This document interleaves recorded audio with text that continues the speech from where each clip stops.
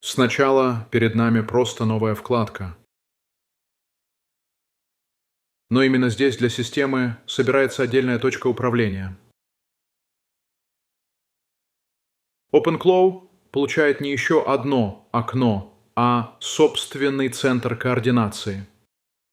Из него дальше свяжутся бот, терминал, другой исполнитель и возврат результата. Теперь оператор работает внутри BotFadder и создает собственного Telegram-бота. Диалог еще сервисный, но именно сейчас он подводит к первому ключу. Вот на экране появляется выданный токен. Это не фон, а точный предмет кадра. Картинка почти не движется, зато смысл предельно ясен. Первая половина будущей привязки уже лежит перед оператором. Позже именно этот токен даст OpenClaw обратный адрес, по которому система сможет вернуться в личный Telegram-канал.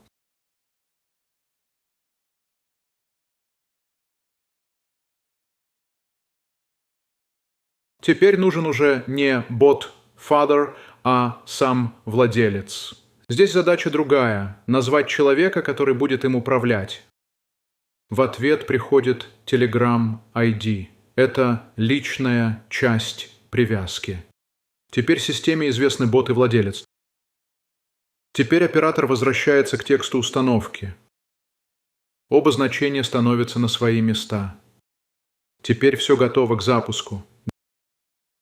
Дальше подготовленный промпт входит в инсталлер, и разрозненные части впервые начинают собираться в живой контур. Инструкции еще видны, а терминал уже принимает команду. Потом идут рантайм-проверки. Среда, зависимости и связка с терминальным кодекс поднимаются. Дальше важен не шум лога, а сам факт. Install line доходит до Telegram-маршрута и не теряет адресата. Справа приходит служебное подтверждение. Бот увиден, owner allow list принят. Канал отвечает именно тому оператору, который его связал. Команда старт здесь не для вида. Это первый живой контакт с собранной системой. На этом длинном спокойном участке нужно видеть не паузу, а доказательства. Bind действительно держится между Terminal, OpenClaw и Telegram.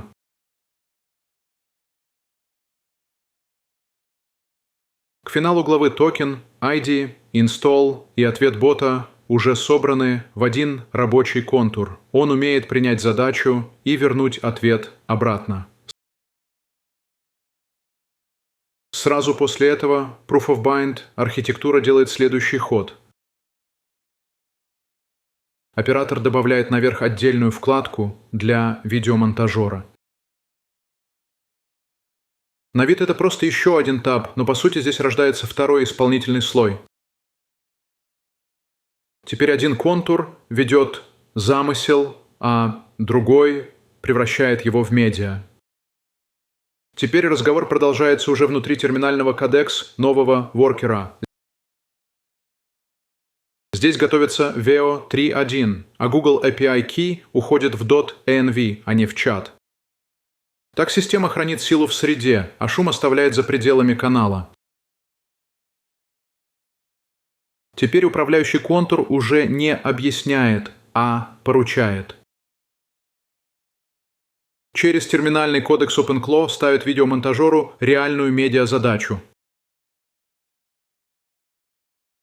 Пока воркер делает работу, справа в Telegram остается точка возврата. Ролик с котом в чате – прямое доказательство передачи работы между агентами. После этого контур спокойно расширяется слоем DID. Важно не название, а то, что новая зависимость входит в уже собранный порядок. Система усложняется, не теряя формы. Ключ для DID снова уходит в .env.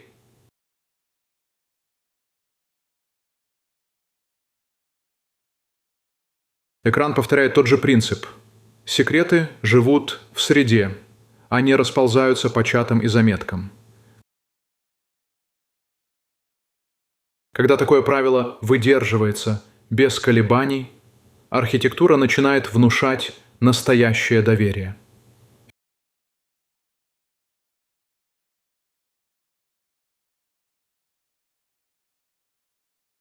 Финальная глава начинается там, где уже лежит первый возвращенный артефакт. Из него стартует следующий шаг. Proof of Work превращается в более зрелый медиарезультат. Терминал и провайдерский слой делают свою часть, не разрывая общий маршрут. Важно, что центр управления все еще тот же OpenClaw, тот же терминальный кодекс и тот же канал возврата. Потом в Telegram приходит уже готовое DID-видео, и цепочка замыкается прямо в том же рабочем канале. Дальше мы видим не файл на хранении, а реальное воспроизведение в том же чате, где раньше возникли токен, bind и первые proof сообщения.